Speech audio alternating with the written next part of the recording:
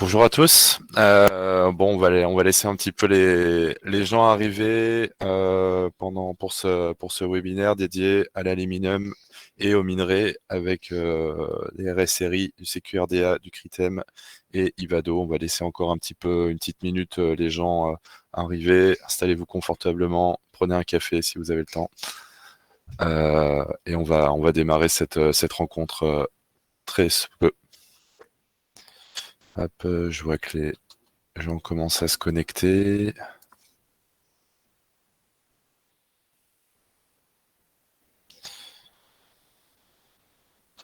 Ok, bon, on va démarrer. Donc bonjour à tous, bienvenue, bienvenue à tous. On va débuter. Donc on va organiser aujourd'hui un webinaire IA proposé et organisé donc par le CRIM en partenariat donc avec nos partenaires RSRI, le CRITEM, le CQRDA et Ivado. Mon nom, c'est Léo Tardy, je suis conseiller affaires et partenariat au crime en charge des activités manufacturières et construction pour nos projets avec des PME.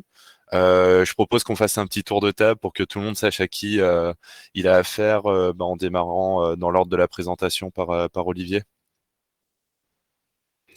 Bonjour à tous, je suis très content de pouvoir échanger avec vous là pour parler de notre organisation, le CRITEM. Je suis chargé de programme au CRITEM, ça fait déjà 2 ans, donc ça me fait plaisir d'être là et de discuter avec vous. Merci beaucoup Olivier. Sofiane. Bonjour à tous et toutes. Sofiane Amira, directeur scientifique au CQRDA, Centre québécois de recherche et développement de l'aluminium. Alors, merci à Ivado, merci au CRIM pour l'organisation de ce webinaire et voilà, je serai là pour présenter le CQRDA et puis répondre aux questions. Merci beaucoup Sofiane et du coup à toi Fabien de présenter. Bonjour Fabien Peredo, merci au CRIM pour l'invitation, puis enchanté de tout le monde de participer ce matin. Moi, je suis conseiller dans l'équipe de transfert technologique et d'innovation chez Ivado, où on est là pour accompagner en fait les entreprises et le milieu de la recherche en fait à monter des projets de recherche collaborative. Et je vais vous en dire un petit peu plus sur certains points critiques en fait d'une demande à proposer à partenariat. Excellent, merci beaucoup pour cette petite introduction. Donc on va passer aujourd'hui une petite heure ensemble jusqu'à midi et on va aborder différents sujets, notamment comment l'IA peut apporter de la valeur pour votre entreprise. Et on va découvrir donc des conseils pratiques et des études de cas présentées par nos partenaires. On va découvrir des entreprises qui témoignent de leur parcours, différentes avenues de financement aussi pour un projet en IA, pour augmenter le ROI de son projet.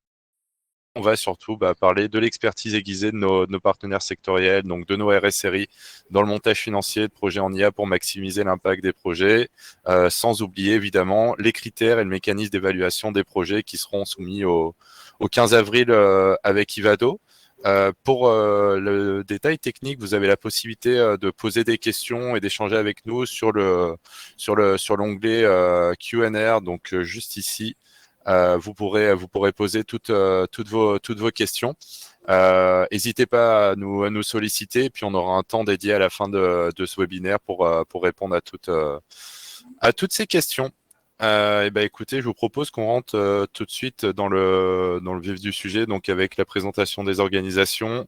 On présentera ensuite des programmes de financement, des points incontournables donc pour le succès d'un projet partenariat. On présentera ensuite quelques cas d'usage et on vous présentera aussi un planning pour passer de l'idée à l'action pour les prochaines étapes. Donc déjà, effectivement, on a vu ici là, beaucoup d'acronymes, RS-Série, Vado, le CRIM, CRIAC, CRITEM, CQRDA, beaucoup d'acronymes, et on s'est dit que c'était bien d'avoir une petite image sur qui est qui. Donc le CRIM ici, donc nous on est centre de recherche informatique de Montréal, on est là effectivement donc pour organiser le webinaire IA aujourd'hui. On va être capable de vous accompagner donc sur 2 programmes, Numeria et Activation IA, dont on parlera effectivement de la rencontre. Ensuite, effectivement, donc nous avons nos partenaires RS-Série donc qui vous accompagnent donc dans la compréhension et dans le montage des demandes de subventions gouvernementales pour soutenir un projet en IA. qui va aussi donc voir les différents projets déposés, et nos partenaires, effectivement, notre partenaire Ivado, qui va évaluer donc ces projets déposés, fédérer et accompagner le réseau des RSRI dans le cadre de l'appel à projet partenariat. Le MEIE, du coup, va s'occuper de l'évaluation finale et du financement de projet. Et vous nous revoyez ensuite le CRIM au démarrage du projet, en fait, pour vous aider, pour vous accompagner à réaliser vos projets en intelligence artificielle. Donc le CRIM, qui sommes-nous? Nous sommes effectivement donc une organisation, un centre de recherche public qui est là pour créer de la valeur socio-économique à partir d'avancées scientifiques et technologiques, donc à travers la recherche, le développement, et le transfert de connaissances. Donc notre but, en fait, ça va être de vous aider à dérisquer des incertitudes technologiques et surtout d'être là pour améliorer la productivité et la compétitivité de vos organisations en vous fournissant donc des résultats tangibles et mesurables. Le CRIM, c'est 70 personnes, une cinquantaine de personnes à la R&D, donc qui sont réparties entre 3 grands pôles d'excellence: la science de données, l'intelligence artificielle, donc l'intelligence artificielle qui va regrouper trois grandes activités, donc la parole, le texte, et la vision. Et on a également donc une chaire d'innovation développement logiciel qui va être là donc pour structurer toute cette activité de R&D et de données. En termes de services, le CRIM aujourd'hui a développé une offre autour de 3 grands axes. Donc un premier axe d'accompagnement. L'accompagnement, donc on va livrer de la connaissance, c'est-à-dire qu'on va mettre en place, répondre en fait à des questions techniques en livrant de la connaissance appliquée aux besoins métiers, donc dans vos organisations. On a une expertise multisectorielle, donc on est capable de vous accompagner évidemment dans votre secteur d'activité. Les gens qui travaillent ici, c'est donc on a un centre d'innovation industrielle, donc on travaille avec des gens qui ont de l'expérience, qui sont seniors et qui ont pu voir plusieurs projets dans leur vie professionnelle sur différentes activités. Et on sera là aussi donc pour vous accompagner sur du développement expérimental. Donc on est là en fait pour tester et livrer des solutions pré-industrialisables, donc allant d'un TRL 2 à 7 pour ceux à qui ça parle. Si jamais vous avez des questions pour ça, je pourrais vous revenir ensuite sur les différentes échelles TRL. Et une dernière chaire qui est la recherche appliquée. On est un centre de recherche, donc on est là effectivement aussi pour prendre part à des projets de plus grande envergure, impliquant donc plusieurs partenaires et pouvant résulter en des publications scientifiques. Je vais laisser la parole à mon collègue du CQRDA qui va pouvoir présenter son activité. Merci Léo pour cette introduction. Très intéressante, très pertinente. Alors, donc moi, je représente le CQRDA, l'acronyme du Centre québécois de recherche et développement de l'aluminium. Donc, on est un RSRI, un regroupement sectoriel de recherche industrielle, mandaté par le MEI, de notre ministère de tutelle, pour le soutien de l'industrie de l'aluminium et des innovations d'R&D au niveau relative à l'industrie de l'aluminium. Alors, comme vous savez, l'aluminium, le Québec et le Canada sont de grands producteurs d'aluminium. Le Canada, c'est le 4e producteur mondial de l'aluminium, avec 3,2 millions de tonnes d'aluminium primaire produites par année. 90% de cette production canadienne est concentrée au Québec pour des raisons historiques, stratégiques, disponibilité de l'énergie pas chère, de chemin d'accès facile, logistique, etc., à la matière première, etc., et la proximité d'un marché énorme qui s'appelle les États-Unis, avec des avantages et inconvénients, comme vous le savez. Bref, donc l'industrie de l'aluminium au Québec est très importante. On parle d'à peu près 11 milliards de dollars d'exportation vers les États-Unis chaque année. 60% de l'exportation du Québec sont faites sous forme de primaire lingots. Une autre partie qui est semi-transformée, essentiellement des billettes.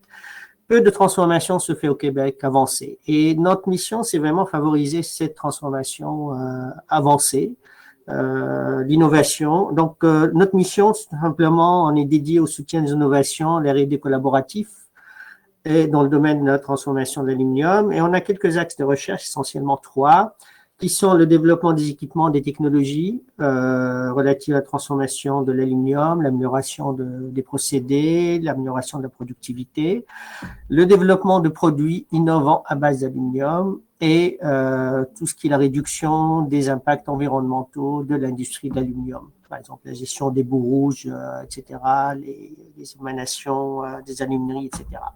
Alors, nous, on existe depuis 93, donc on est, je pense de mémoire, le RSCI le plus ancien, sinon des plus anciens, et on soutient donc des projets. Donc, durant notre existence, nos 32 ans d'existence, on a financé presque 1000 projets, on a investi 63 millions de dollars dans ces projets-là, et puis pour un coût total, là on parle de l'art, c'est-à-dire les 35 ans d'existence de CQRDA, là on parle vraiment de 318 millions de dollars de coût total. Bref, actuellement, notre portefeuille actuel en projet actif, on a 44 projets actifs, j'ai compilé ça il y a quelques minutes. Le financement, c'est-à-dire le coût total de ces projets, c'est 90 millions de dollars et on contribue à peu près à 23 millions de dollars, ce qui fait un effet de levier de 27% à peu près. Voilà. Slide suivante. Voilà. Alors, nos services. Bon, commun aux tous les RSRI, c'est-à-dire on gère des programmes de support financier. Plusieurs programmes de support, de soutien financier qui sont modulés en fonction des objectifs, qui sont modulés en fonction de la taille des entreprises, de la nature de la collaboration. Est-ce que c'est de la R&D à l'interne? Est-ce que c'est une collaboration entre des entreprises uniquement? Est-ce que c'est une collaboration entre des entreprises et des centres de recherche publics comme le CRIM? L'exemple ici, c'est le CRIM, etc. Donc, on gère plusieurs programmes. Je ne vais pas vraiment entrer dans. Il y a une slide après sur ces programmes, mais je ne vais pas entrer dans les détails de ces programmes parce que c'est pas ça vraiment l'objectif ici. Les programmes sont accessibles sur notre site internet. On est disponible aussi, moi et Raphaël. Vous voyez l'information plus bas pour répondre à toutes les questions. Alors, notre mission aussi, ou les services qu'on offre, c'est l'aide à la recherche de financement complémentaire, c'est-à-dire on peut suggérer des mises en contact avec des gens du MITEX, le CRS5G, etc., parce que nous, on fait du cofinancement en bonne partie avec d'autres organismes qui sont essentiellement des organismes du gouvernement fédéral. Aide au montage de ces financements, par exemple, préparer le montage financier, corriger le montage financier, parce que c'est pas tout le monde qui savent un peu les tenants aboutissants des montages financiers des projets, surtout parfois des projets qui sont complexes, qui peuvent durer plusieurs années avec de gros montants, etc. On a des restrictions au niveau des équipements qu'on peut acheter, certains consommables, etc., etc. Bon, beaucoup de subtilités, on est là pour ça. Aide au montage du financement, comme ça je l'ai dit, publication d'ouvrages techniques sur plusieurs sujets, c'est-à-dire que nous au CQRDA on a un peu la spécificité d'avoir une maison d'édition qui s'appelle les PRAL, les presses d'aluminium, et on a publié plusieurs ouvrages universitaires académiques dédiés à l'aluminium, transformation de l'aluminium. On a aussi une plateforme numérique AL13 qui était initialement un journal ou un magazine mensuel, biannuel, excusez-moi, papier, mais là c'est devenu 100% numérique et ça nous permet vraiment de publier en continu des nouvelles sur l'aluminium, des articles de collaborateurs. On donne l'occasion aux universitaires de publier quelques articles, on donne l'occasion à des entreprises, des PME de publier des cas de succès, etc., etc. C'est ouvert vraiment à toutes les entreprises qui travaillent dans le domaine de l'aluminium. On fait des activités de maillage. 2 fois par année à l'occasion de notre CA qu'on fait vraiment, on a un CA ici à Saguenay, mais on fait un CA aussi un peu tournant un peu partout au Québec, ça peut être à Québec, à Trois-Rivières, à Sherbrooke, à Montréal, etc., etc. C'est l'occasion d'inviter nos partenaires, prononcer des discours, dévoiler un peu des nouvelles, etc. Donc, c'est des opportunités de maillage, mais on fait aussi d'autres activités durant l'année. Par exemple, on vient d'organiser une activité à Montréal dédiée à la décarbonation de l'industrie de l'aluminium. C'est l'occasion aussi de réunir des représentants de l'industrie dans ce domaine-là.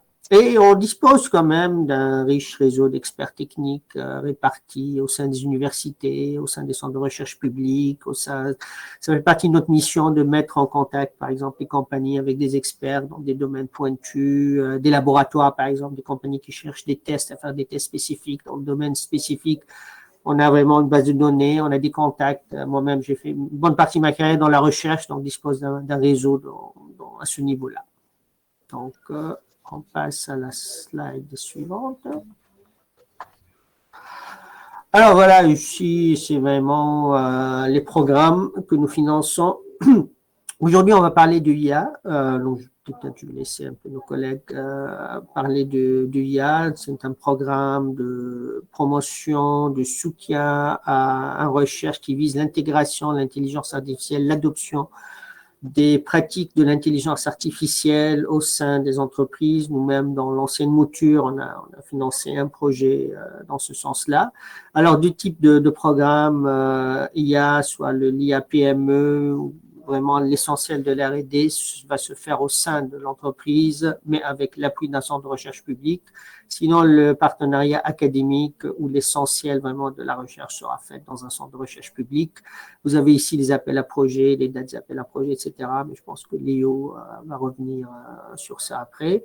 À part ça, on a vraiment des programmes communs à tous les RSRI, comme le programme PSO, collaboration entre les centres de recherche publics et les compagnies. Le programme Innovaire qui vise la promotion des pratiques et de réduction, enfin des projets de réduction de GES au Québec. Le programme SIAL, soutien aux innovations aluminium, spécifique à nous, ça, qui vise vraiment à financer l'R&D à l'interne, c'est-à-dire un financement qui est versé directement aux entreprises, PME, start-up, pour faire l'R&D à l'interne, toujours dans le domaine de l'aluminium, développement de technologie ou de produits. Programme équipementier client, un programme spécifique au CQRDA aussi qui vise le développement d'équipements spécialisés pour la transformation de l'aluminium. Ça peut être des alumineries, ça peut être des usines d'extrusion, ça peut être etc. Puis, Innovaire, on en a parlé avec deux moutures. Un programme s'appelle CITEC qui vise l'innovation en économie circulaire. Alors, il y a des programmes, pour être honnête, il y a des programmes qui sont actifs, il y a des programmes qui sont en révision. Donc, pour cela, je vous invite à nous contacter, moi et Raphaël, ou scanner un peu le code QR que vous voyez ici plus bas pour voir toute la liste des programmes et toute l'information relative au programme. Je pense que ça termine mon intervention, Léo. Merci. Merci beaucoup. Merci beaucoup, Sofiane. Je vois qu'il y a une question qui est arrivée pendant que tu parlais. C'est est-ce que vous financez des compagnies qui travaillent avec les minéraux critiques? Non, ça c'est le Critem. Nous, vraiment, on délègue ça à nos collègues du Critem. Chacun, c'est vraiment son champ d'activité. Et puis, moi, c'est ça. Je réfère souvent à des choses comme ça aux collègues du Critem. Donc, c'est ça. Mais c'est le même financement, un financement qui vient du MEI. Donc, c'est le même financement, les mêmes programmes. À voir que c'est un projet où l'aluminium, qui est considéré comme matériau critique stratégique, parce qu'il a été ajouté à la liste du Québec, du Canada et des États-Unis, de l'OTAN, etc. C'est de l'aluminium. Donc, ce cas, oui, c'est nous, mais si matériaux critiques stratégiques, de façon générale, non. C'est nos collègues du Critem et Arnaud ici présent qui sont chargés. Parfait. Eh ben, c'est une transition toute trouvée pour laisser la parole à mon collègue du Critem qui va pouvoir vous parler effectivement de son activité. Ben, merci beaucoup, Léo, et aussi à Sofiane qui, je dirais, a quasiment tout dit sur les RSRI, parce que le Critem, c'est effectivement aussi un RSRI, un regroupement sectoriel de recherche industrielle, parce qu'au Québec, on est chanceux, on en a 9, et puis le Critem fait partie des 9. Donc, le Critem, je dirais, c'est le plus jeune des 9, parce qu'on a fêté nos 10 ans l'an dernier. Donc, on a été créé en, je dirais, 2012, mais on a effectivement commencé les activités en 2014. Donc, comprenez que le Critem, consortium de recherche et d'innovation en transformation métallique, on travaille surtout, comme Sofiane le disait, dans la transformation du métal, tout ce qui est métaux, mais aussi dans les minéraux critiques et stratégiques. Donc, on est vraiment l'allié des acteurs du secteur de la transformation du métal et des minéraux critiques et stratégiques. C'est vraiment ça notre mission. Et puis, on a vraiment je dirais deux partenaires qui nous soutiennent pour le financement des projets, parce que notre mission principale, c'est justement à la fois aider les acteurs à travers soutien financier, donc des aides non remboursables, mais aussi des maillages. Je ne vais pas revenir dans toutes les autres activités que Sofiane a déjà présentées là, qui sont vraiment des activités communes au RSRI, parce qu'on a quasiment le même mandat. En dehors de quelques programmes qui sont vraiment spécifiques, je dirais, à certains RSRI, ben, la plupart des activités, c'est, je dirais, les mêmes choses dans tous les RSRI. Donc, du coup, je parlais d'être allié des acteurs du secteur de la transformation du métal. C'est vraiment à tous les niveaux, donc à toutes les étapes, que ce soit l'extraction, concentration, que ce soit la production primaire, première transformation, deuxième transformation, le marché même, donc les produits finis ou bien le recyclage. Donc, le CRITEM intervient vraiment à toutes les étapes, à tous les niveaux. Du moment qu'il y a un enjeu de développement du secteur de la transformation du métal ou bien du développement du secteur des minéraux critiques et stratégiques, le CRITEM est un allié important donc, à ce niveau-là. Vous verrez, j'ai essayé avec mon collègue Jasmin qui effectivement participe à ce webinaire. Mon collègue Jean-François, le directeur des programmes, n'a pas pu malheureusement être présent là, mais c'est généralement avec Jean-François, le directeur des programmes, que nous faisons des accompagnements. Je disais, j'ai essayé de mettre quelques petits pourcentages en dessous de chaque, je dirais, chaque étape là de possibilités de financement, je dirais ça comme ça, auquel le CRITEM a déjà eu à accompagner. Donc, vous verrez en termes de pourcentage, juste en dessous, produits finis 17%, puis recyclage 9%. En tout cas, les pourcentages sont en dessous de chaque étape là mentionnée. Donc, du coup, le CRITEM intervient dans 4 axes principaux de recherche. Nous travaillons vraiment sur 4 axes de recherche, donc développement de procédés de transformation, amélioration des nouveaux procédés, mais la conception de nouveaux produits métalliques, donc des produits métalliques avancés, puis la réduction de l'empreinte écologique, donc les procédés moins énergivores, la réutilisation des sous-produits métalliques. Et puis, on parle de l'IA, donc l'innovation numérique, donc tout ce qui est, que ce soit impression 3D, base de données, mais du moins, quand le volet numérique permet de développer le secteur de la transformation du métal, le CRITEM peut aussi également soutenir. Donc, du coup, vous allez remarquer là que le volet innovation numérique, là, dans le nombre de, je dirais, de projets que le CRITEM a déjà soutenu, c'est quasiment fait. On est à 11% à date. C'est vraiment, je dirais, le secteur de la transformation du métal et des minéraux critiques et stratégiques n'est pas véritablement rendu à un niveau où je dirais, le numérique est un enjeu. C'est un enjeu qui se ressent, on le veut, mais les entreprises, je dirais, ne sont pas suffisamment rendues à véritablement utiliser cela. On espère qu'avec des activités, et je profite justement pour remercier Léo pour cette activité. Donc, je crois qu'avec ce type d'activité, ça va vraiment pousser les acteurs à de plus en plus intégrer le numérique, l'innovation numérique au sein de leurs entreprises, au sein de leurs processus. Donc, à date, le CRITEM a soutenu environ 119 projets de recherche.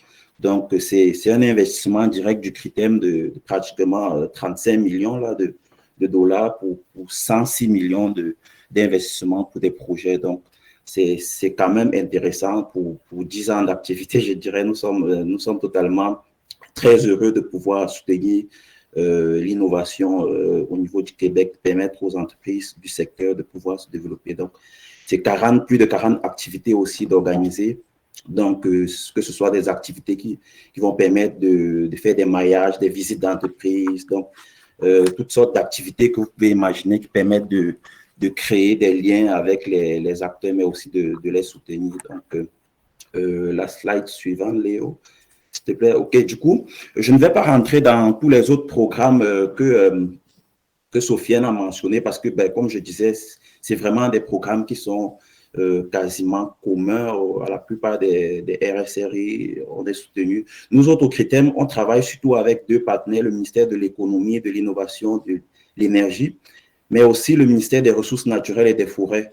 Donc, la question justement sur les minéraux critiques et stratégiques, au CRITEM, on a On a des programmes, je dirais, généraux qui peuvent, je dirais, financer des projets dans tous les sujets, que ce soit la transformation du métal, les minéraux critiques et stratégiques, mais aussi des programmes thématiques qui sont vraiment ciblés. Donc, que ce soit des sujets d'économie circulaire, réduction de l'empreinte écologique, des gaz à effet de serre, Sofiane le mentionnait, que ce soit les minéraux critiques et stratégiques. Et c'est là que c'est intéressant aussi parce que c'est quasiment des programmes, je dirais, pour ces minéraux critiques et stratégiques qui sont quasiment, je dirais, un peu spécifiques au CRITEM et aussi à un autre RSRI, le PRIMA qui déploie avec le CRITEM le programme MCS.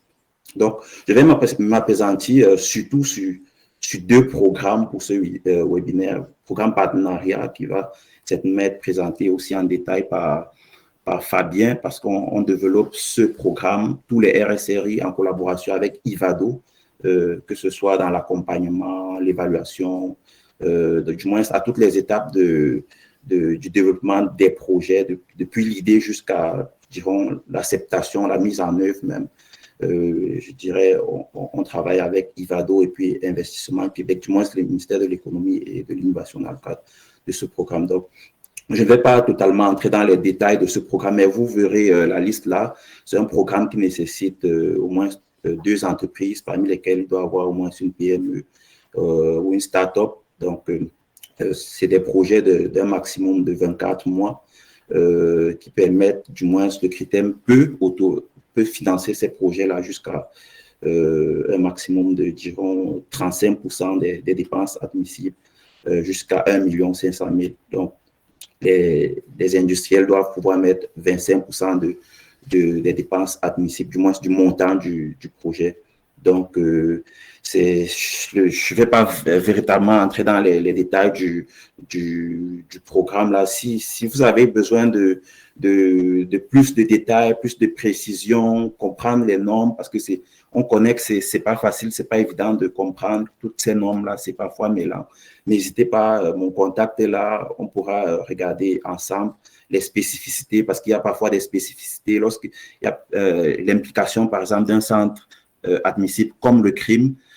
Si l'implication représente jusqu'à 20% des dépenses admissibles, il y a cette possibilité-là que l'offre de service du crime, par exemple, soit financée jusqu'à 50%. Donc, s'il y a une start-up, les dépenses admissibles de la start-up peuvent être financées jusqu'à, dirons, 50%. Du moins, il y a ces petits détails-là qui ne peuvent pas être complètement, je dirais, présentés ici pour un webinaire comme celui-ci. Donc, et puis, je veux aussi vous parler du programme AMOS, qui est vraiment un programme spécifique au CRITEM. C'est un programme qui a été développé avec, je dirais, nos revenus d'intérêt, parce qu'on est à la base un OBNL, un organisme à but non lucratif. Donc, on n'est pas supposé faire des bénéfices. Du coup, nos revenus, je dirais, de placement, les intérêts liés au placement, on crée des programmes comme celui, programme AMOS, qui permet de redistribuer ces fonds-là. Donc, c'est vraiment un programme qui permet de placer les bases, nouer des collaborations, des nouvelles collaborations entre des PME ou des startups et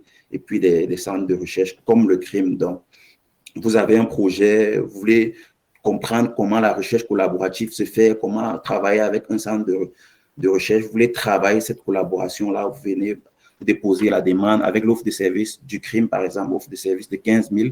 Le CRITEM finance 70% de l'offre de service du crime, par exemple, jusqu'à un maximum de 10 000. Donc, l'appel est en continu. À tout moment, vous pouvez approcher le CRITEM, déposer une demande pour pouvoir solliciter ce fonds-là. Donc, la slide suivante, Léo. Donc, je parlais des programmes généraux et des programmes thématiques. Je ne vais pas vraiment entrer dans les détails des normes, mais vous pouvez aller sur notre site web, nous approcher, comme j'ai dit, pour connaître plus comment ça se passe en termes de pourcentage, en termes d'éligibilité. N'hésitez pas à nous écrire. Vous allez voir les contacts juste en dessous là et puis notre adresse de site web. Donc, je ne vais vraiment pas entrer dans les détails ici. Donc, là, c'était la slide précédente, c'était les programmes actifs. Donc là, ce sont des programmes, oui, là, c'était les programmes actifs, là, les programmes qui sont présentement en cours. Là, ce sont des programmes qui existent au CRITEM, mais qui ne sont pas, dont les appels à projets, par exemple, ne sont pas encore ouverts. Ben là, c'est pas totalement à jour parce que le programme réseau, par exemple, qui est au fond là que vous voyez, a été ouvert hier. Donc, c'est un programme spécifique, justement, comme je le mentionnais, aux minéraux critiques et stratégiques. Donc, n'hésitez pas. Si vous avez des questions, si vous voulez discuter, comprendre mieux comment ça fonctionne, vous pouvez soit vous rendre sur le site web du CRITEM et puis nous écrire aussi. Donc, je ne vais pas vraiment aller plus parce qu'on a passé des détails. Merci Léo et merci à tous les autres. Merci beaucoup Olivier, merci Sofiane. Donc on retient effectivement très important pour différents programmes, des équipes sont à vos dispositions. N'hésitez pas à les contacter pour poser toutes vos questions. Je laisse la parole à Ivado qui va nous parler des différents points incontournables pour le succès d'un projet partenariat. Oui, merci Léo. Donc Ivado, c'est un consortium interdisciplinaire et puis multisectoriel en fait qui a pour mission de bâtir, développer aussi, faciliter, stimuler l'intégration et l'adoption d'une IA qui soit robuste, raisonnante et responsable. Et donc, en fait, dans le cadre de ce programme-là, comme on dirait déjà par Sofiane et puis et Olivier, nous, on a pour le mandat aussi de travailler main dans la main avec les 9 RSRI pour aider justement l'écosystème d'innovation du Québec à déposer des projets dans le cadre du programme partenariat, donc vous accompagnez tout au long du processus. Et en fait, je vais mettre le doigt ici. Ils ont déjà décrit un peu comment dire, le cadre général du programme. Là, puis moi, je vais apporter juste quelques points en fait spécifiques, qui est dû aussi à un retour d'expérience en fait des précédents appels à projets, quand on s'est rendu compte que certaines propositions avaient été refusées par le ministère et pour certaines raisons. Donc, on a fait une petite analyse et dégagé donc ces 7 points critiques qu'on a marqués qui étaient souvent des manquements ou des défaillances dans certaines propositions. Donc, je vais vous donner un petit peu plus de détails pour que vous compreniez un peu quels sont aussi les critères de sélection critique du programme.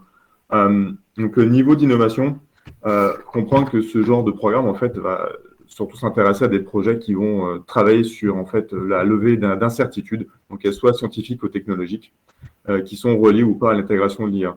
Donc, par exemple, ça peut prendre deux formes. Donc, forcément, vu que c'est un programme en IA, on peut forcément travailler sur des incertitudes technologiques qui sont reliées à l'IA elle-même, mais ce n'est pas une condition, suffisante et nécessaire. Ça dépend des cas. Ça peut être aussi une incertitude qui soit reliée en fait au secteur. Donc typiquement, un défi du secteur auquel l'IA peut donner une réponse et apporter des solutions. Ça peut être aussi une combinaison des deux. L'objectif étant d'atteindre en fait un nouveau palier en fait de compétences pour tous les partenaires du projet qui leur permet en fait d'obtenir en fait un avantage concurrentiel qui soit significatif. Par exemple, au niveau d'innovation, on peut prendre comme 4 exemples de dimensions essentielles à prendre en compte dans un projet. Donc la nouveauté, en quoi votre projet dépasse les solutions existantes, la complexité, quels sont les défis majeurs que votre projet va relever, la valeur ajoutée, quel impact concret va-t-il générer ce projet, ou les progrès par rapport à l'état de l'art, quelles avancées reprendre ce projet pour la recherche et l'industrie. Donc, comme je l'ai mentionné, il peut y avoir 2 aspects en fait au niveau des incertitudes. Donc, incertitude technologique ou sectorielle, ça peut être une combinaison des deux dans le projet. Typiquement, au niveau technologique, c'est un peu repousser les frontières du fonctionnement de l'IA. Donc, améliorer des modèles existants, développer des nouveaux modèles. Au niveau sectoriel, c'est comment en fait on peut surmonter en fait des freins à l'adoption en fait de la technologie en aidant en fait un milieu preneur en fait à intégrer la technologie dans ses activités. Et bien sûr, l'adoption de l'IA ne repose pas seulement sur la technologie, ça bien sûr implique aussi une compréhension fine en fait des défis sectoriels et d'avoir des stratégies qui soient adaptées pour maximiser l'impact du projet. Un deuxième point qui a été soulevé, c'était le niveau de contribution R&D. Donc, il faut penser en fait que ce projet va soutenir majoritairement en fait des activités de recherche et développement au sein du projet auquel vont participer les organisations. Pour donner un titre d'exemple, si vous faites de la R&D déjà, vous êtes sûrement déjà familier en fait avec les crédits d'impôt RSCDE du ministère. Donc, ce sont typiquement le genre d'activités en fait qu'on veut retrouver au sein du projet et qui doivent, ça c'est un critère aussi, représenter un minimum de 50% des activités du projet. Ça ne doit pas forcément se focaliser que sur ça, il peut y avoir d'autres activités en parallèle, mais il faut que la R&D soit au cœur. Bien sûr, on peut complémenter ça avec des activités de veille technologique, de préparation de certification, aussi de développement appliqué ou d'ingénierie courante, qui permettent justement au projet d'avancer, mais il faut vraiment avoir une place significative au cœur du projet pour la R&D. L'impact, donc un impact structurant. L'impact, si on regarde un peu les critères de notation qui sont, je pense, décrits dans le guide, c'est un critère qui est super important, qui représente quelque chose comme 40% de la note finale dans l'appréciation du projet. Donc, c'est un impact qui doit être significatif, concret, durable et diversifié, tant pour les entreprises promotrices. Là, Olivier mentionnait tantôt qu'il faut au moins 2 entreprises promotrices là, qui vont réceptionner la subvention. Donc, seulement pour elles, mais aussi pour les autres organisations qui ne vont pas forcément participer, en tout cas être promotrices du projet, donc être les demandeurs. Mais il faut qu'il y ait des retombées concrètes aussi pour ces organisations qui peuvent être des milieux preneurs. Donc, typiquement, un impact structurant, il doit répondre à plusieurs exigences telles que des retombées à court terme, un impact qui soit progressif et durable, donc qui doit perdurer au-delà du projet, également qui doit permettre de mobiliser des acteurs essentiels, donc implication active des parties prenantes au projet. Donc, qui sont les acteurs essentiels qu'on doit pouvoir retrouver dans ce type de projet? Bien sûr, les entreprises promotrices, donc 2 minimum, des milieux preneurs, il en faut au moins 1.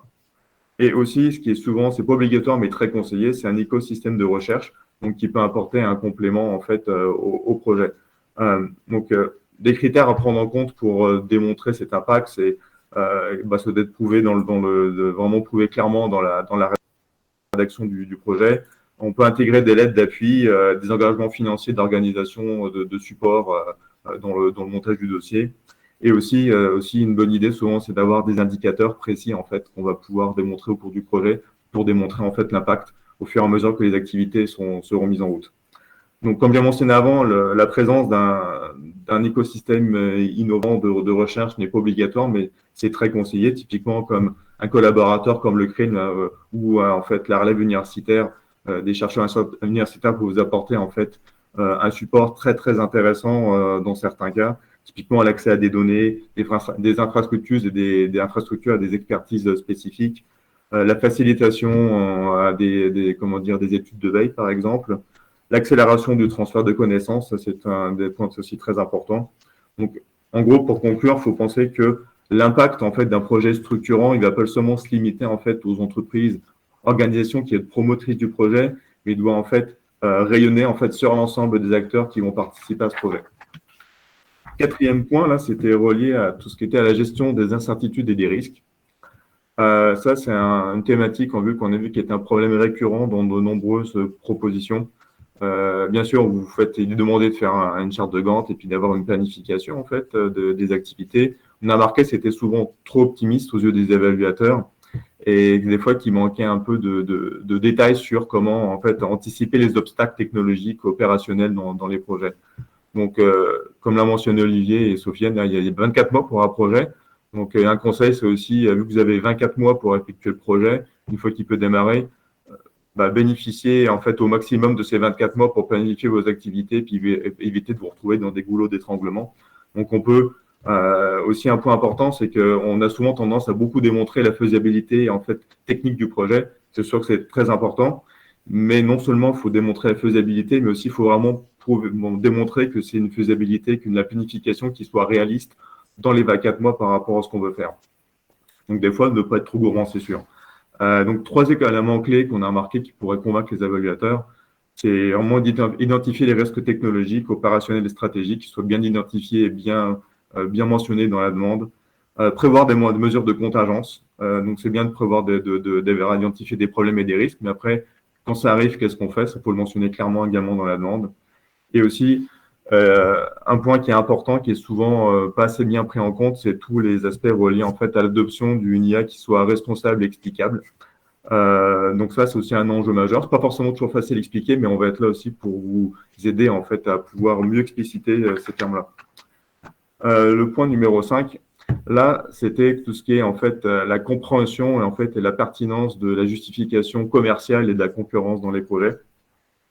Donc, c'est sûr qu'un projet, j'ai mentionné que ça doit être un projet surtout de R&D, mais l'impact du projet ne doit pas seulement en fait s'arrêter à ça, il doit aussi, de pas se limiter en fait une avancée seulement technologique. Il doit démontrer en fait une valeur commerciale claire et un positionnement stratégique fort pour pour les entreprises promotrices et ou aussi pour les entreprises du milieu preneur. Typiquement, il faut apporter des preuves qui soient solides et souvent documentées et si possible quantifiables, qui sont des arguments souvent de valeur pour les évaluateurs. Typiquement, une analyse approfondie du marché. Donc, quels sont les besoins réels et les opportunités du marché? Montrer qu'on a un avantage concurrentiel et distinctif. Et aussi, comme je l'ai dit avant, montrer qu'on a des données quantifiables qui permettent un peu de chiffrer certains aspects. Ça, c'est des choses qui sont assez importantes. Le 6e point, relié à la propriété intellectuelle. Alors, c'est sûr que c'est un point critique pour beaucoup de monde. Souvent, on a un peu comment dire, on a souvent le réflexe de penser en fait à brevet pour ça, puis des fois de se limiter à ça. Alors oui, c'est sûr, c'est un des outils là, qui permet de générer la propriété intellectuelle et puis une stratégie de propriété intellectuelle. Mais le programme, justement, vous permet d'avoir d'autres outils, en fait, de gestion d'API qui peuvent être intégrés et qui ne se limitent pas seulement au brevet. Si vous faites des brevets, c'est bien, mais ça peut techniquement aussi avoir comme, au niveau des outils, services et technologies, de créer des solutions qui sont concrètes et qui renforcent la compétitivité, en fait, des entreprises qui participent au projet. Aussi, tous les aspects de secrets industriels et de savoir-faire qui vont être créés pendant le projet. Ça, c'est des choses aussi qu'on peut expliquer dans le programme. Et aussi le développement de méthodes et de modèles innovants, donc qui vont offrir en fait une différenciation durable pour les entreprises. Dernier point aussi, qui est un des points principaux, qui va rejoindre un peu aussi, quand j'ai vu le point 3 que j'ai parlé, le point d'impact structurant, c'est la solidité du partenariat des entreprises privées, donc promotrices, qui vont participer au projet. Donc bien sûr, ce genre de projet, ouais, c'est quand même assez complexe à monter, mais pour des retombées très intéressantes pour tout le monde. Ça peut réussir en fait sans un partenariat qui soit solide en fait entre les entreprises promotrices. Donc c'est un partenariat qui doit démontrer une complémentarité stratégique et une nécessité mutuelle en fait qu'elle soit technologique, financière ou sectorielle de collaborer ensemble. Donc il faut créer une synergie en fait avec un impact tangible entre les différents partenaires. Et souvent en fait pour ça c'est d'avoir en fait comme j'ai mentionné avant la présence d'un milieu preneur en fait dans le projet qui est très structurant pour garantir des retombées qui sont concrètes et un impact structurant non seulement pour les entreprises, mais pour tout un écosystème. Et donc, en fait, c'est qu'en général, on a remarqué qu'il y avait beaucoup de projets qui partaient beaucoup sur une relation client-fournisseur en fait, d'entreprise. Là.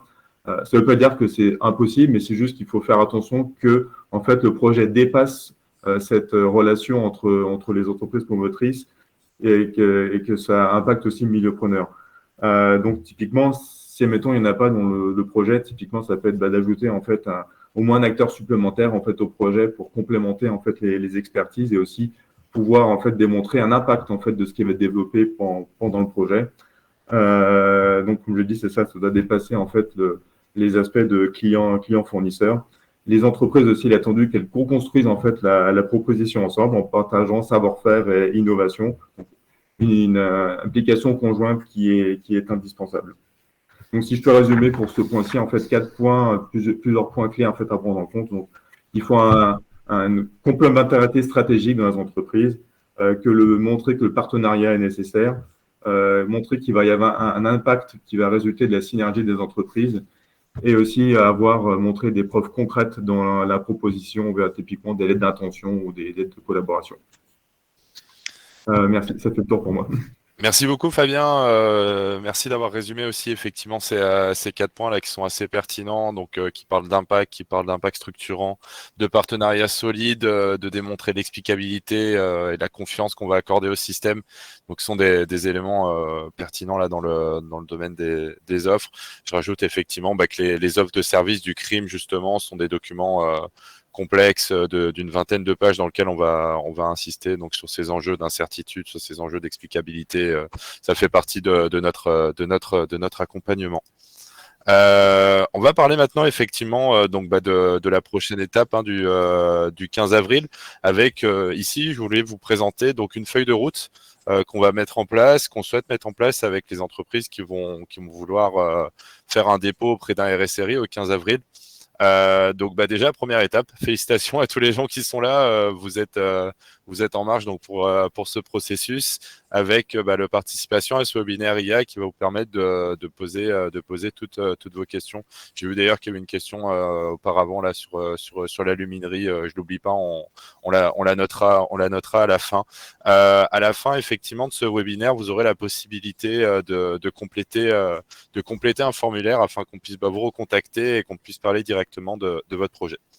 En fonction de l'éligibilité, de la pertinence et de la possibilité d'accompagnement pour un dépôt au 15 avril, nous, le CRIM, on sera là donc pour vous faire aller vers deux typologie de programme, un programme donc qui permet vraiment de faire mûrir l'idée à long terme, donc ça sera activation IA, je reviendrai sur les détails de ce que ça engendre, et ou un autre programme effectivement donc dans le cadre de la création, de la structuration d'un cas d'usage en vue d'une offre de service au 15 avril, on recommandera d'avancer vers un Numeria 1 qui est une offre qu'on offre au CRIM en fait, donc 14 heures de travail où on va vous aider à prioriser, structurer et explorer des cas d'usage en intelligence artificielle. L'objectif ici, c'est vraiment qu'on puisse identifier les problématiques les plus prioritaires et qu'on puisse les adresser en vue du 15 avril. À la suite et même en parallèle, je dirais, puisque 15 avril, c'est demain. Donc là, ici, c'est plusieurs étapes, mais l'idée, effectivement, c'est qu'on puisse aussi aller de pair. On proposera des rendez-vous d'alliance intelligente. Ici, on parlera de maillage de partenariat. Mes collègues l'ont souligné, chacun dans leur partie. Le maillage de partenaires, c'est fondamental pour un dépôt au 15 avril. Sans maillage, sans partenariat, ça ne fonctionne pas. Donc nous, on mettra en place des sessions pour permettre effectivement de vous connecter avec des partenaires industriels, avec des cas d'usage, maximisant les chances d'un dépôt au 15 avril. En parallèle et à la suite, vous aurez aussi la possibilité d'accéder à un partenaire juridique qui pourra vous aider à définir une convention de partage de propriété intellectuelle. Ça sera effectivement du partage de propriété intellectuelle, comme l'a dit Fabien. Ça peut être aussi évidemment intervenir sur des contrats de licence.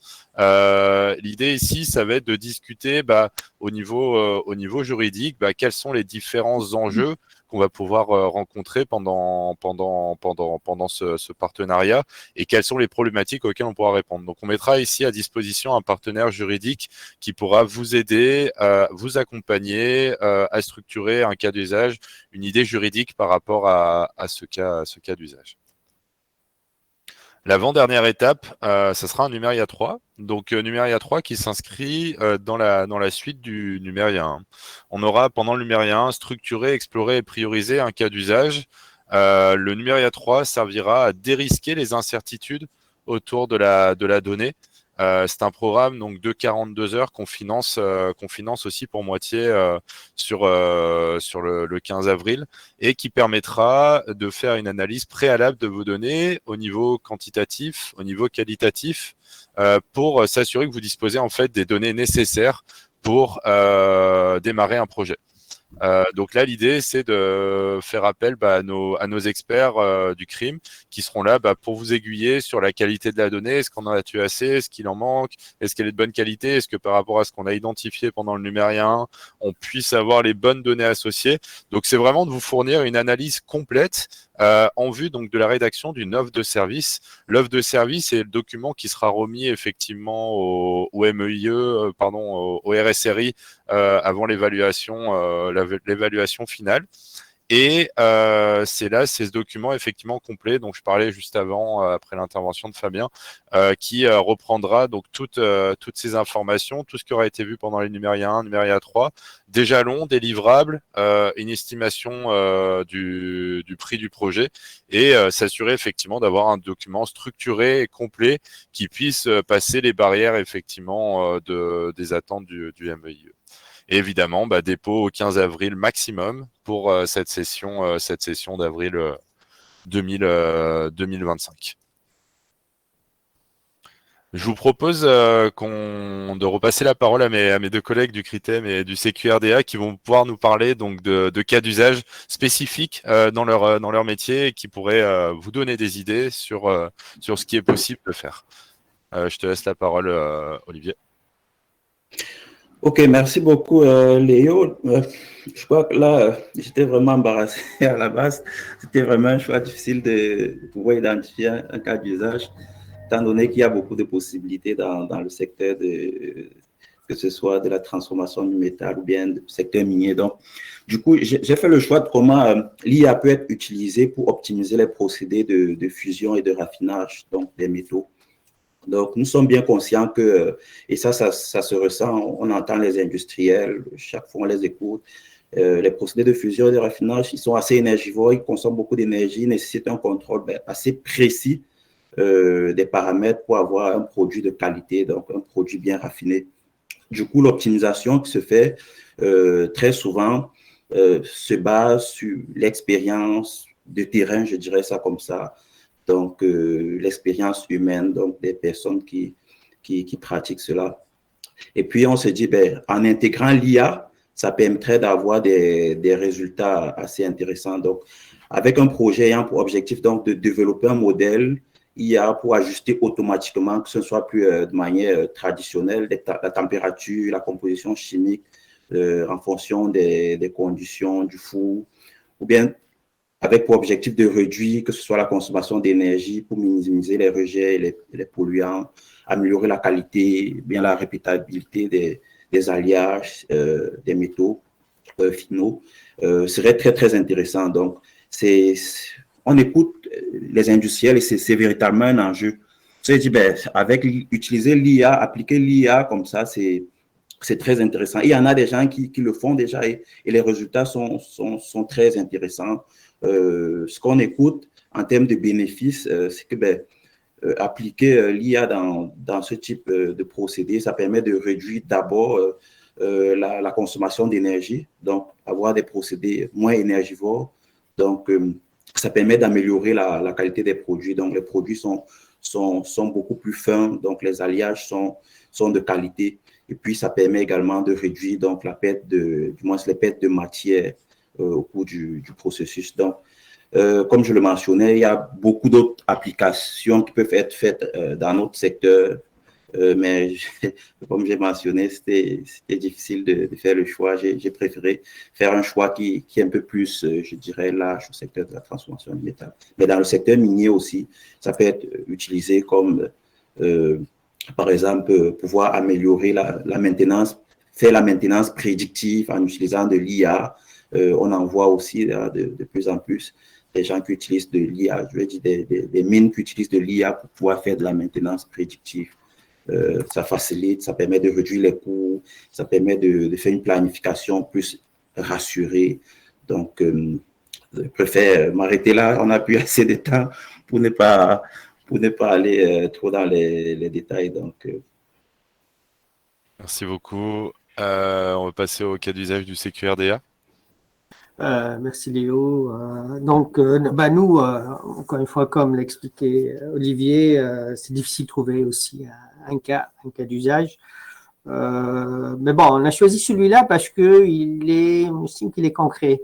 Moi, en lisant, en regardant un peu la présentation de Fabien, les sept points incontournables qu'il a évoqués, je me suis dit, tiens, ce projet-là, vraiment, il entre carrément dans ces 7 points évoqués, incontournables pour la réussite d'un projet IA, évoqué par Fabien.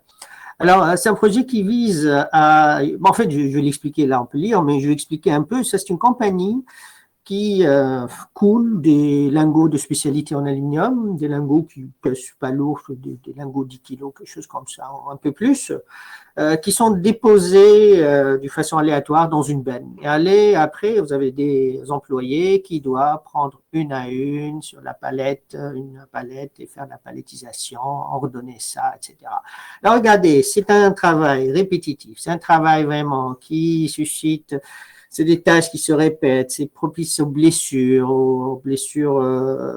musculaires, squeletto-musculaires, on appelle ça, etc. C'est ennuyeux, les employés n'aiment pas ça, c'est pas valorisant, c'est pas, etc. Et ce genre de tâches qui existent dans plusieurs entreprises, des tâches comme ça répétitives, qui sont en même temps vraiment, qui ne demandent pas un niveau vraiment de formation très avancé, mais qui sont indispensables. On ne peut pas les remplacer dans une entreprise. Donc, il y a un taux de roulement, il y a des blessures, il y a etc. Bref, la compagnie voulait tout simplement robotiser ça. Alors, l'idée ici, c'est une cellule robotisée, un robot assisté par la vision industrielle qui va venir chercher une à une les lingots et aller les déposer d'une façon vraiment ordonnée sur la palette. Tout simple que ça. Mais ce qui est simple pour l'humain n'est pas simple pour la machine. Alors, le robot doit reconnaître le lingot. Le lingot, il est disposé d'une façon aléatoire. Donc là, c'est pas un programme où on peut vraiment chaque fois la même position. Non, non, ça peut occuper des positions aléatoires dans la benne. Donc, il faut aller le chercher. Il y a des défis technologiques aussi au niveau de ce projet. Par exemple, ces lingots-là sont pas vraiment c'est pas des parallélépipèdes. C'est trapézoïdal. La forme, c'est incliné sur le côté. Donc, même prendre ça, c'est pas évident pour un robot. Il faut s'adapter. L'autre problème de l'aluminium, c'est le fini surface, c'est la brillance de l'aluminium qui peut tremper un peu. Donc, il faut traiter un peu la couleur qui vient pour ne pas confondre ça avec autre chose et aller vraiment prendre donc, il faut planifier la trajectoire, il faut identifier, il faut prendre ça. Et après, il faut aller déposer ça d'une façon vraiment propre, etc., et ordonnée. Donc, c'est ça, le projet, donc, c'est consisté à faire tout ce beau travail-là. Avec les bénéfices qui étaient de vraiment éliminer cette tâche. Maintenant, c'est un employé qui a été formé vraiment pour superviser le robot, pour intervenir s'il y a un problème, si on échappe quelque chose, etc. Donc, l'amélioration de la productivité, ça se fait vraiment en un temps de loin plus rapide que le temps qu'aurait passé un employé pour faire ce travail-là. Donc tout le monde est content, c'est un projet qui était un succès. On a visité l'entreprise, on a même publié un article sur le sujet dans notre plateforme L13, c'est un succès. On a quelques projets de ce type-là qui visent vraiment à remplacer par exemple des tâches de ponçage, de polissage, de meulage de surface d'aluminium, etc., des tâches de soudage, etc. C'est ce qu'on voit nous dans nos applications, dans nos pratiques au CQRDA, c'est ce genre de demande de l'IA, c'est la robotisation avancée assistée par l'intelligence, assistée par la vision industrielle et l'intelligence artificielle. Il y a aussi le traitement de données, c'est autre chose, ça, c'est plus les grandes alumineries qui disposent de beaucoup de données, qui cherchent vraiment à minimiser la consommation d'électricité pour des fins d'amélioration vraiment de leur marge de bénéfices, etc. Ça, c'est autre chose, c'est notre grande famille, mais ce qu'on voit au niveau des PME, c'est vraiment, surtout avec la chute, en fait, avec les prix qui deviennent de plus en plus abordables des robots, robotiser certaines tâches de ce type-là. Voilà. Merci beaucoup, Sofiane. Effectivement, important de noter là l'utilisation de la vision artificielle en 3D. On va terminer effectivement par deux programmes dont on a parlé auparavant du côté du crime, donc qui sont Numeria et Activation IA. Donc Numeria, en fait, si vous voulez, il faut le voir comme un premier pas. Comment mettre un premier pas au sein de l'intelligence artificielle. Donc c'est un programme qu'on a développé au crime et qui a pour but donc de répondre aux besoins et des défis des PME qui veulent mettre un premier pas dans l'intelligence artificielle. Ça va se décomposer en 3 grands axes. Donc un premier axe dont on a parlé auparavant, qui est l'exploration et la structuration d'un cas d'usage en intelligence artificielle. Et l'objectif ici va être donc de répondre à des questions techniques et de prioriser des cas d'usage en IA. 14 heures de travail qu'on soutient en partie effectivement sur ce parti. Deuxième axe, du mentorat. Mentorat personnalisé, on se rend compte effectivement qu'au sein des équipes techniques, souvent, on va avoir besoin de monter en compétences sur des enjeux. Et pour ça, on a la chance au crime là d'avoir, comme je l'ai dit en intro, une 50aine de personnes qui travaillent à la R&D et qui sont capables de vous faire monter en compétences sur des enjeux techniques. Donc pour ça, on fonctionne par cohorte. La prochaine étant dans quelques jours, il y en aura probablement une sur la fin d'année. Et on va ici, donc pendant 17 semaines, à raison de 2 heures par semaine, travailler sur des enjeux techniques en one-to-one avec un de nos experts. Dernier axe, l'analyse préalable des données, Numeria 3, donc qui se complète avec l'exploration et la structuration d'un cas d'usage, va ici permettre donc de structurer et de dérisquer des données en intelligence artificielle. Donc ça va être un axe aussi qu'on subventionne de notre côté, qu'on soutient financièrement et qui va permettre de faire une analyse complète des données pendant toute la durée du projet, avant de passer effectivement au projet complet. Donc effectivement, Numeria, programme soutenu par le CRIM qui permet donc de répondre aux besoins des PME pour un premier projet en IA. Et autre axe, activation IA, là on est parti d'un autre postulat qui est que souvent l'idée R&D, l'idée de l'IA vient du département R&D et a du mal à aller jusqu'à un board de direction. Donc comment on fait pour relier cette équipe R&D qui a des idées à l'équipe de direction qui a le budget pour financer ce projet? Comment on fait pour que ces deux parties se parlent? C'est pas forcément uniquement pour des grands groupes, au contraire, hein, on va aller travailler avec des PME, on va aller travailler même avec certaines startups, avec des grands groupes évidemment. L'idée, ça va être donc des cohortes aussi. Il y en a 9 effectivement, entre 9 et 12 par cohorte, qui vont pouvoir aussi apprendre des idées de chacun, de comment communiquer entre la direction et la R&D. Donc pour ça, on a créé un parcours en ligne de 70 heures sur 12 semaines. Ça coûte à peu près $3 000 effectivement pour 2 personnes. Une personne donc de type gestionnaire et une personne qui va avoir des compétences techniques. L'idée, c'est de pouvoir travailler en groupe et d'aller convaincre effectivement un board de direction. 9 modules qui vont être répartis donc entre des travaux de groupe, des travaux individuels, des travaux dirigés, des exercices pratiques, du mentorat. Et l'objectif étant effectivement d'aller présenter à la fin de ces 12 semaines, d'aller présenter un cas d'usage structuré en IA à un jury de financeurs de projet qui va être identifié. Donc ce programme, effectivement, il a été développé en partenariat avec 3 autres entreprises que je salue, donc qui sont Technologia, qui sont Assai et Technocompétences, notre partenaire financier.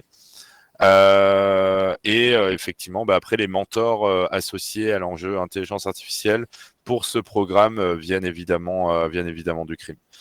Des cohortes sont disponibles pour la fin d'année, la prochaine étant en mars. Ensuite, ça sera sur la fin d'année et vous pouvez vous inscrire en ligne. On arrive effectivement à la fin de cette heure. J'espère que vous avez apprécié. On va répondre aux questions. Je vais prendre effectivement dans l'ordre la première effectivement qui était: est-ce que déposer un projet donc avec en l'occurrence une aluminerie située hors du Canada est toujours un obstacle effectivement dans le cadre du projet partenariat? Effectivement, il faut que ce soit 2 entreprises qui soient basées au Canada, avec à minima donc une start-up et une PME dans le consensus. Et comme l'a dit Olivier, il peut y avoir différents moyens d'y accéder. Le fait de travailler avec un centre de recherche comme le CRIM va permettre d'accéder à des aides plus intéressantes sur le partenariat. J'espère répondre à votre question, Benoît. Sinon, renvoyez-la moi et on pourra en rediscuter. Et deuxième question, qui est effectivement quel est le taux d'acceptation des projets déposés avec le statut accepté? Malheureusement, j'ai pas de statistiques à fournir pour cette demande. C'est vrai que ça prend des efforts importants, ça demande aussi de se concerter, mais c'est pour ça que ici au CRIM et en concert avec mes collègues ici, on va faciliter, on va chercher à faire du maillage entre des projets qui existent et des entreprises qui souhaitent s'associer et qui souhaitent partager de la propriété intellectuelle sur ces enjeux. Je reviens effectivement sur ma réponse précédente. Il faut que ça soit des entreprises basées au Québec.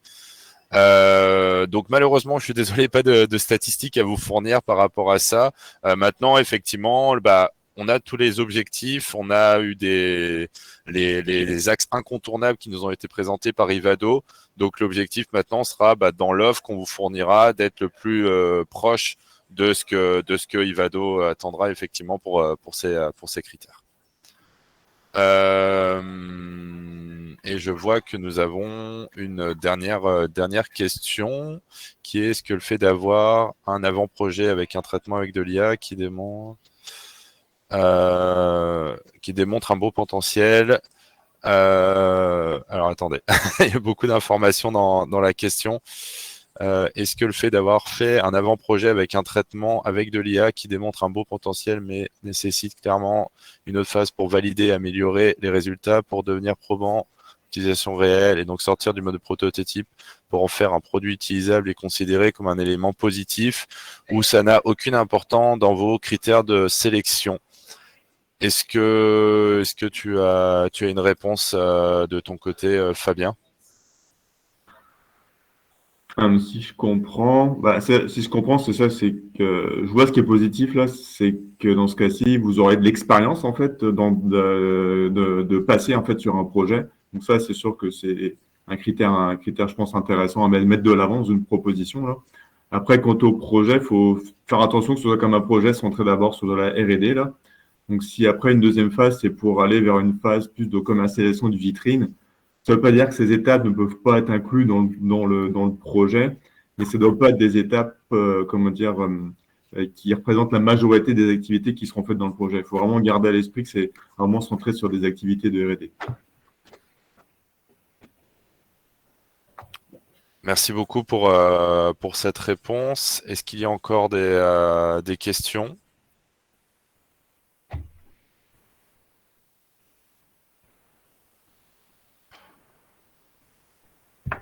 Bon, je pense qu'on sera bon. Quoi qu'il arrive, on reste disponible. On a un petit peu dépassé, je m'excuse là, de 5 minutes sur l'horaire initial. C'est qu'on avait beaucoup de choses à dire par rapport à ce programme et à cette échéance du 15 avril qui arrive bientôt. Je vous laisse ici effectivement nos contacts, la capacité effectivement de vous inscrire pour ce projet. Quoi qu'il arrive, on reste disponible pour répondre à vos questions. Il y a nos adresses courriel. On est aussi effectivement disponible pour tout ce que vous pourrez avoir si vous avez des questions complémentaires. Le 15 avril arrive bientôt, donc n'hésitez pas à nous revenir le plus rapidement possible si vous voulez postuler.